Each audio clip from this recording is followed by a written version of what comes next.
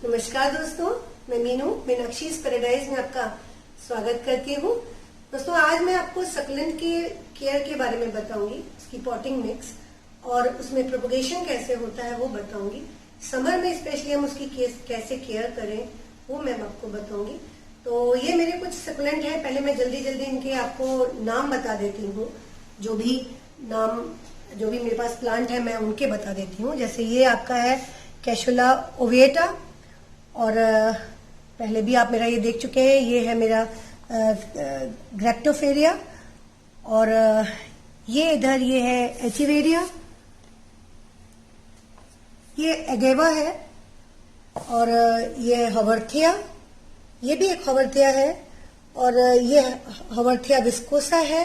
तो ये एक हवर्थिया प्लेनिफोरा है। ये भी वैरायटी ऑफ ग्रेप्टोवेरिया है, ये भी एक वैरायटी है। अच्छा, ये भी एक ग्रेप्टोवेरिया की ही वैरायटी है।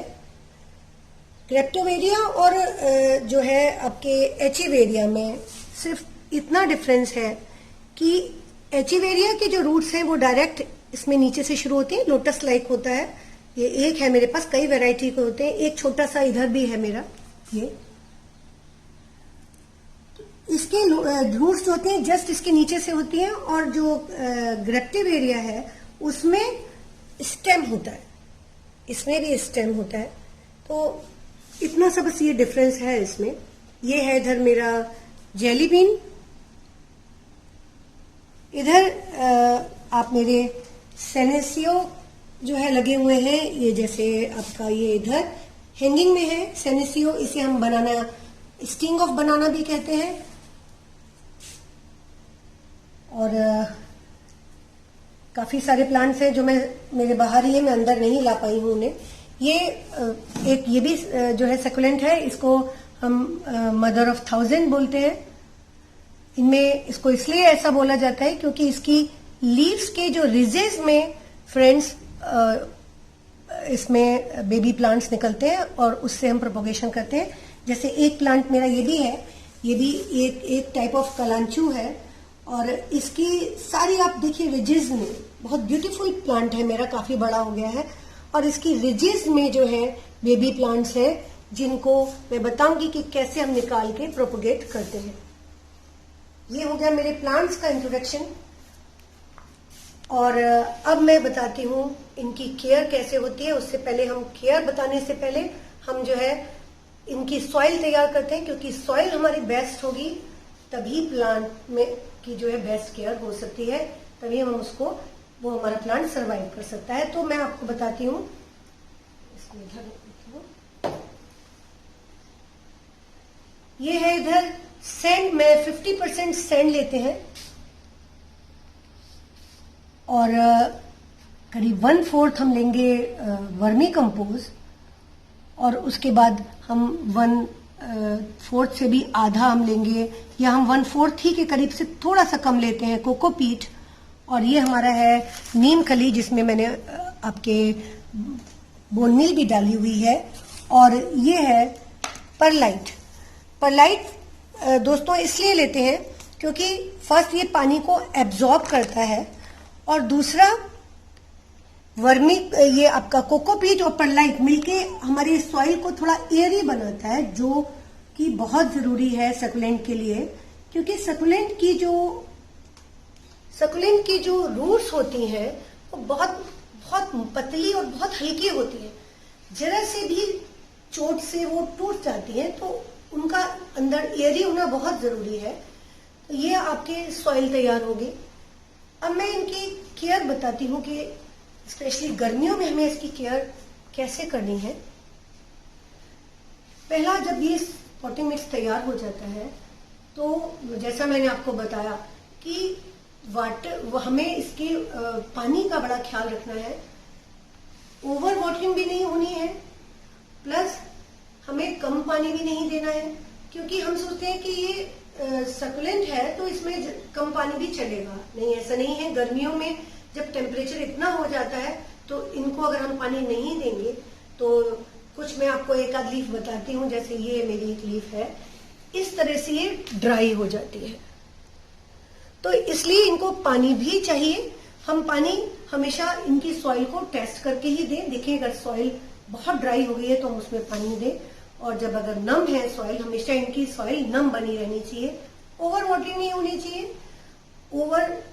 इनकी अंदर वाटर लॉगिंग भी नहीं होनी चाहिए। इसलिए जब भी हम पॉट तैयार करें तो नीचे हम कुछ कंक्रीट सी जरूर डाल दें, और उसके बाद ये वाली सॉइल डाल के अपना प्लांट्स हम जो है लगाएं।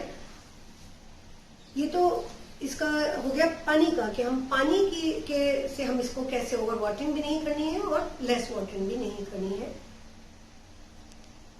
तीसरी चीज की सनलाइट, इनको भी सनलाइट चाहिए।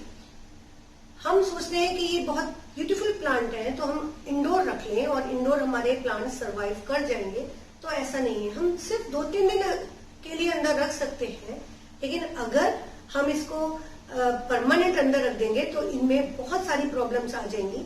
जैसे कि मैं आपको दिखाती हूँ, मेरी ये जेली बीन है, तो अगर इसमें जैसे सनलाइट नहीं पड़ी है तो इनके लीव्स में गैपिंग आ जाती है। आप शायद नोट कर रहे होंगे, ये मेरा कुछ दिन अंदर रह गया था तो इसमें जो है गैपिंग आ जाती है। एक जैसे जेली बीन ये है और एक मेरा ये इधर भी है, तो ये गैपिंग आ जाती है। और ज्यादा दिन जैसे ही अंदर रहा तो वो फिर गल के इनकी लीव्स गिर भी जाती है। तो इनको अगर 1-2 दिन रख दिया तो कुछ नहीं है, लेकिन हमें ज्यादा टाइम इनको बाहर ही अच्छी फुल सनलाइट चाहिए। हाँ, हम इनको डायरेक्ट सनलाइट नहीं चाहिए इस समय, खासकर जब हमारा 40 से अबव टेम्परेचर है, तब हमको इसको कुछ ग्रीन शेड बांध के उसके नीचे, मैं आपको अभी अपने बाहर दिखाऊंगी कि कैसे मैंने जो है ग्रीन नेट बांध के इनको वहां पर सेट किया हुआ है। तो ग्रीन नेट बांध के हम उसके नीचे रखें तो छन की जो धूप आती है वो इनको मिलती है, तो वो इनके लिए सफिशिएंट है, वो इनको इनके ग्रोथ के लिए बहुत अच्छी रहेगी। तो कुछ ऐसी ही खास बातें जो हमें इनके ग्रोथ के लिए, इनकी केयर के लिए है। तो अब मैं आपको बताती हूँ कि प्रोपोगेशन कैसे होता है। बहुत से ऐसे इनमें से प्लांट्स हैं जो लीव से ही ग्रो कर जाते हैं। जैसे कि मैं आपको बताऊं, ये मेरा एक ये ट्रे है जिसमें मैंने ये जेली बीन के कुछ लीव्स डाल दी थी और ये प्रोपोगेट हो गई हैं। आप देख रहे होंगे, ये मैं आपको हाथ से लेकर बता देती हूँ। ये लीफ के साथ ही इसमें लीफ के साथ इसमें प्रोपोगेशन शुरू हो गया है। दिख रहा है आपको? ये भी लीफ के साथ है। इसमें बहुत सारे छोटे छोटे जो प्लांट्स हैं, इधर देखिए आप, ये भी लीफ के साथ निकले हैं। इसमें मैंने क्या किया है कि सॉइल जो है वो बिल्कुल आपके यही सकुलेंट वाली सॉइल है, वो डाली हुई है। जब भी हम लीफ को लगाएं तो लीफ के ऊपर पानी हम नहीं दें, उस वक्त हम सॉइल को जो है नम कर ले, स्प्रे से नम कर ले, और उसके बाद हम उस लीफ को वहां सिर्फ रख दें। कुछ इस तरह से हम उसको जब रख दें तो वो 2-3 दिन बाद फिर हम उसमें पानी का स्प्रे डालें जब मिट्टी सूख जाए। तो करीब 7-8 दिन में ही उसमें प्रोपोगेशन शुरू हो जाता है। ये तो हो गया लीफ से। ये मेरा ग्रेप्टोवेरिया है, इधर आप देखिए दोस्तों। तो ये मैंने कटिंग से लगाया है। इनमें स्टेम को कट करके भी हम इस तरह से लगा सकते हैं। जिनमें स्टेम होता है तो उसमें हम स्टेम से कटिंग कर लेते हैं। ये जो है एगेवा है, इसमें आप प्रोपोगेशन अपने आप होता है। आप देखिए नीचे से मेरे ये नीचे से फूट रहा है, दिख रहा है आपको? ये नीचे से ही अपने आप प्रोपोगेट करता है। और एक मेरा, मैंने जैसे आपको इस मदर ऑफ 1000 का बताया, ये इसमें सारी पत्तियां, इसकी जो बेबी प्लांट है वो झड़ गया है। मैं आपको इसमें बता देती हूँ। ये मेरा जो है ये बहुत सुंदर बन गया है इस समय। इसकी मैं आपको एक बताती हूँ तोड़ के। आप जो है ये है इसका बेबी प्लांट, देख रहे हैं? ठीक है। और इस प्लांट को बस जस्ट मुझे कुछ नहीं करना है, इस तरह से यहाँ नम मिट्टी है और मुझे इसको इस तरह से रख देना है। सिंपल। करीब 2 से 4 दिन में ही ये रूट इसके नीचे पकड़ लेगा और अपने आप ही ये यहाँ पर डेवलप करने लग जाएगा।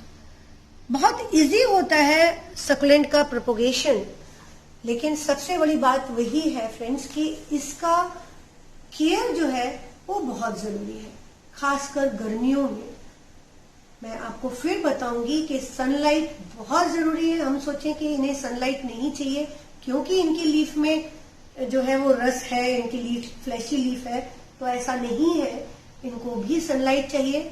इनके पानी का भी आप ख्याल रखिए। इन सब के साथ हम अपने पूरे सक्लेंट्स का ख्याल अगर रखते हैं तो हम इसको अच्छे से सरवाइव कर लेते हैं। तो ये तो हो गया पूरी फुल केयर मेरे सक्लेंट की। और इसके बाद अगर कुछ भी आपको अगर सवाल करना हो तो प्लीज मेरे कमेंट्स बॉक्स में डालिए, तो मैं आपके लिए हमेशा तैयार रहूंगी जवाब देने के लिए।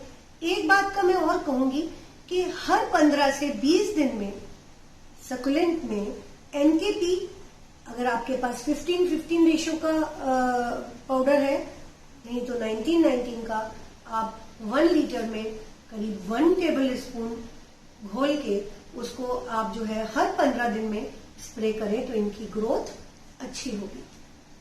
तो ये आपकी फुल केयर हो गई आपके सक्लेंट की। तो आगे आपको अगर मेरा ये वीडियो पसंद आया तो लाइक कीजिए और शेयर कीजिए ज्यादा से ज्यादा। अगर अभी तक मेरा चैनल सब्सक्राइब नहीं किया हो तो सब्सक्राइब कीजिए। Thank you. नमस्कार।